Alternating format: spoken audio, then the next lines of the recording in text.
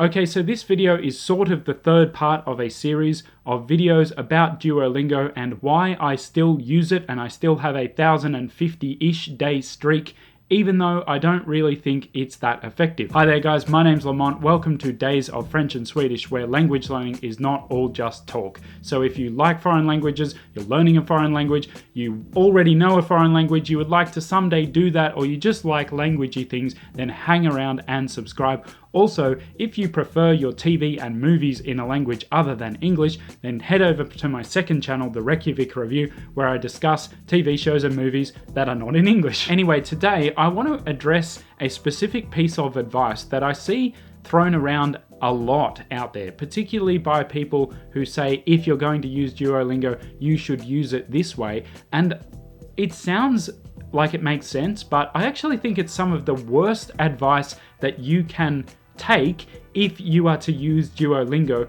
frequently. And I think we could all keep using Duolingo but still save ourselves a ton of time if we stopped doing this. And that is the advice about clicking through to the forums where people can ask and answer questions about every single sentence that is on Duolingo. I see people recommend this all the time, like, oh, make sure you're clicking through to the forums so that you understand the grammar and everything.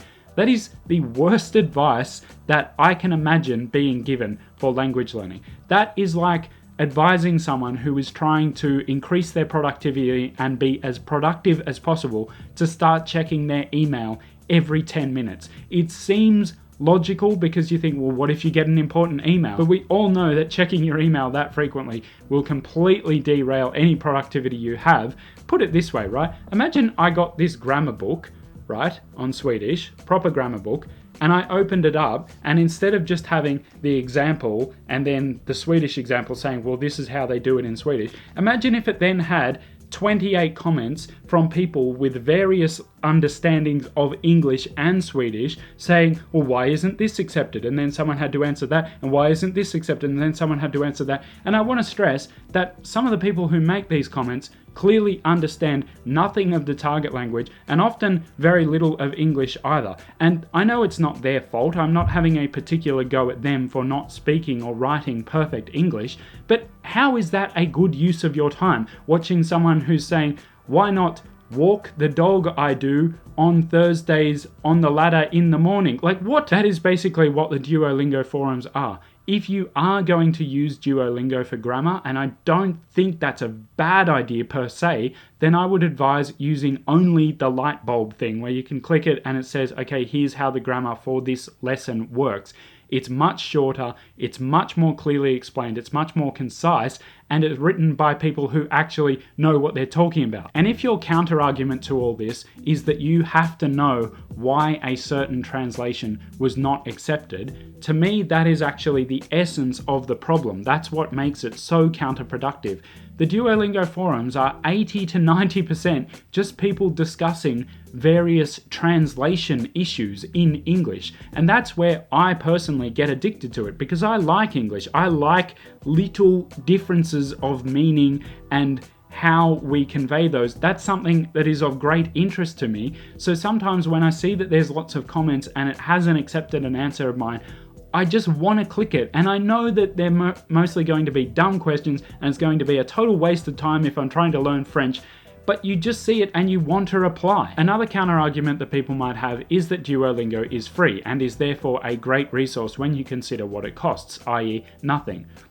My protest to that would be that A, there are lots of free resources for most languages and a lot of things that explain grammar. If you really need to know the grammar, there are things that explain it better, or things that cost very, very little that explain it much better and much more efficiently. Another is that if you're in a first world Western country watching this, which my analytics tell me that most of you are, then chances are your time is actually worth a lot more to you than the amount of time you spend on Duolingo sifting through stupid and irrelevant answers to questions that you didn't even have. You might not realize it, even if you're not working like a paid job or whatever. you probably don't realize how much Duolingo costs you in terms of time. And look, I admit that I used to wonder what I would do without Duolingo. I was at one point considering learning Finnish, and I was thinking, I don't know how I would ever get started without Duolingo. These days, I've flipped quite heavily on that. I'm actually considering some languages that are not on Duolingo, specifically because they're not on Duolingo. And I'm not here to rag on you and say that you're wasting your time on Duolingo while I am not. I waste heaps of time, don't worry. I'm just trying to waste less. And because I'm trying to waste less time, I've become a lot better at not clicking on through to the forums. But I do still occasionally fall into that trap. And it was doing that recently that made me think about doing this video, because at first you think, well, it's no big deal to click on the forum. But if you click on one thread a day, which I think most people would easily on average, I'd say that that's just under 8 minutes on average. And you might think like you're overestimating that, but by the time you read a couple of the answers, and then if you have a question of your own, you've got to type that out. If you're on your phone, it takes a little bit longer. I think 8 minutes is actually a fair estimate. If anything, maybe even being a bit conservative. Get this, that is 48 hours a year. 2 days, and not 2 normal like working days. It's actually 6 working days. It's 2 whole days. So even given an extremely conservative estimate of 2 minutes a day, which if you click through to the forums with any regularity whatsoever, 2 minutes a day I think is perfectly reasonable. That's still half a day a year. But I do think that some people watching this will actually spend 8 minutes a day, if not more, on the forums, which like I said is 48 hours a year. If you give a really dedicated language learner, someone like a Luca Lampariello, 48 hours of learning a language, split that into 144 20-minute sessions, he will learn a whole language in that time. Reworded, 8 minutes a day on the Duolingo discussion stops you from learning a whole other language that year. These small but very frequent increases to productivity have interested me a lot lately, because I said in a video recently how I plan to do a ton of French before the end of the year, and I realized that there were a lot of places in my day that I needed to find time to do that.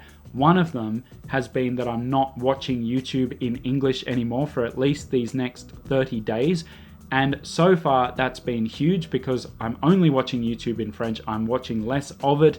And even when I'm doing something like that, I'm still improving my French passively. After 30 days, I want to do a video on how effective that's been for me. And I'm also going to list the best French channels I've found. So whether you're learning French or Swedish or none of those languages, but something else instead, then this channel isn't only about French and Swedish. I just thought Days of French and Swedish sounded like a cool channel name. So stick around and subscribe to see more language learning content coming to you very soon. And if this is not quite the video you were hoping for, I totally understand that. Leave me a comment and let me know the video you were hoping to see or would hope to see from me. A very specific question is fine. If it's a question that I feel I can answer well, I will do a whole video just responding to it just for you. So make sure you leave a comment, let me know what you want to see. Anyway, for now, I'd advise you get off the Duolingo forums. I think they're a massive time sink. I hope you found this little tip helpful and useful, and wherever you are, whatever language you call your own, I hope you enjoyed this, and I will see you next time.